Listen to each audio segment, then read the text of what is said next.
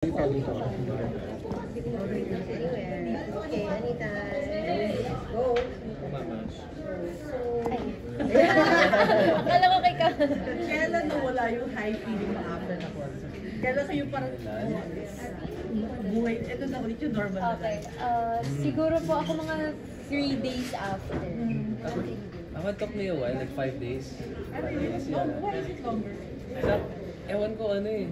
Kasi I think it helps din na I'm also quite new to this. So I don't really process things as fast as other people. Kasi iba-iba naman kami. But yeah, I'm still processing the high of the concert and super thankful lang ako. How do you support each other's kunyari, ikaw gusto mo sa music, siya gusto niya ng rap ng music. How do you support each other? Like siya po, sinamahan niya ako manood ng Taylor Swift. Tapos siya pa yung pipila para bumili ng mga merch for me habang nanonood po ako. Ako naman po, ganun din. Yeah, sinamahan niya ako sa Bruno Mars concert. Tapos kapag may gusto po siya na limited edition, whatever merchandise yun, bibigay ko rin po. Paparinig ako, hindi joke. Fake din. Ayun po, ganun lang. May song ka ba for her na naisulat? Nice. Oo, meron. Madami na po. But it's something I don't share with the world. Hindi mo share? Hindi ko pa sinishare. Yung pala yung album na lang. So ikaw pala nakakarinig? Hindi. Nobody. Because I'm still trying to... Ewan ko po, pagdating sa music, yung pagdating sa kanya, kasi perfectionist siya, gusto din perfect yung music. So I really want to wait until it's good. Willing to wait? Willing to wait. Pinipigyan na yung perfect timing para maparinig. Maybe next year. Kasi pag iba yung feelings mo at the time na sinulat mo yan, baka iba yung feelings mo. Tao ngayon, baka mas palalim ng palalim. Baka mag-iba. Yeah, pero the thing is po sa akin, as time goes on, mas lumalalim lang yung feelings ko. So, I'm not the kind of person na parang sa simula lang strong tapos biglang it just decreases. Ako, mine just keeps getting increases or stable pero going up really slowly. So, ang news mo pala ay si Alex. Lagi. Sweet lang. I love it. And you mentioned kanina na you were always together working, di ba, every day? Ano kayo pag wala kayo sa camera? Pag kayo dalawa, what you talk about, what makes you enjoy that moment? We're so boring. Sobrang boring. Sobrang boring. As in, sobrang boring namin tao. Like, wala, nasa bahay lang po kami. Ano yung ginagawa niyo together? Wala po. Video games. Yeah, games lang po minsan. Ngayon nga, hindi na tayo nag-games eh. Yun, pero minsan nag-effort din po kami. Like, labas naman tayo, maging tao naman tayo minsan. Lagi lang tayo nasa bahay. Pupunta lang po siya sa house ko, tapos tambay na po talaga. As in, tambay kasama namin yung mom ko. Kain, foodie, or mag-aalaga kami ng mga pamangkin ko. Ganun po yung bonding Sometimes namin. gym, sometimes. Gym.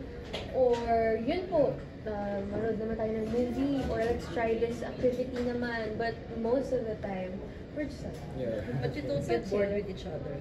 no naman. I think we're both very comfortable in silence. We're also not the type po talaga na who likes to go out. So, perfect. Kasi okay na okay po kami sa bahay. Sa tahimik. Ganun lang. Parang break. Pahinga, yeah. It's my ideal kind of pahinga talaga. Like legit pahinga. Kasi ngayon lumalabas yung replay ng Magandang Buhay, na interview nyo, and you said na dapat ligawan nyo pero mami.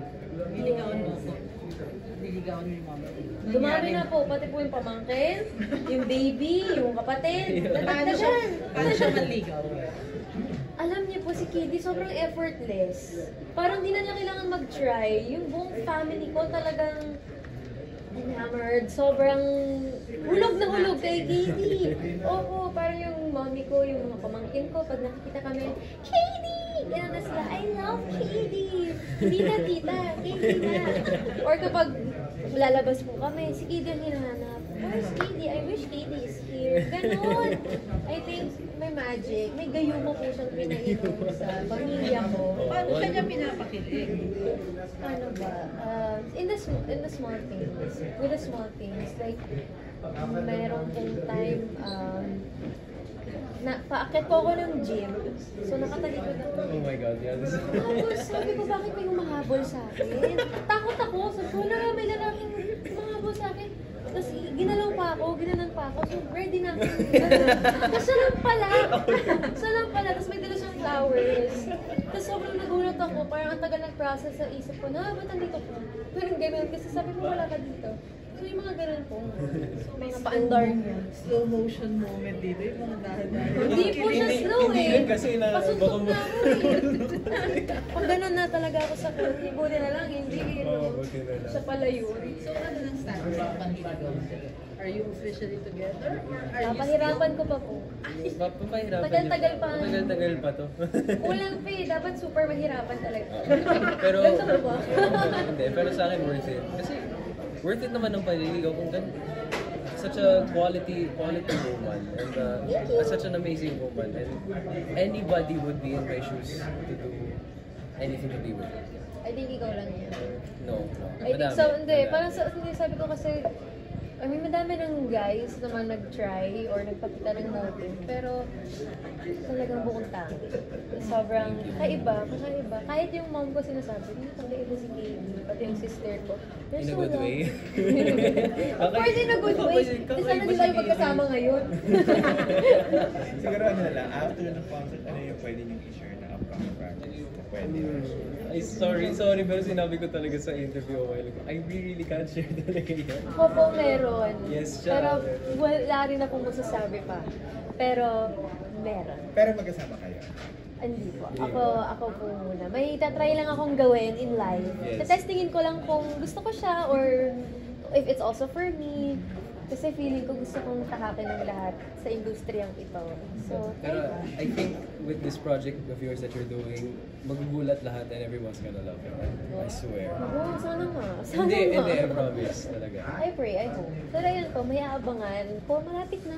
Malapit. Sobrang lapit. Yung song, when yung music, bakit yun ang tema when you're supposed to be happy? When you're supposed to be in the kilig moment? Bakit Well, ano yung theme? yun naman po yung maganda sa, ano diba, sa artistry.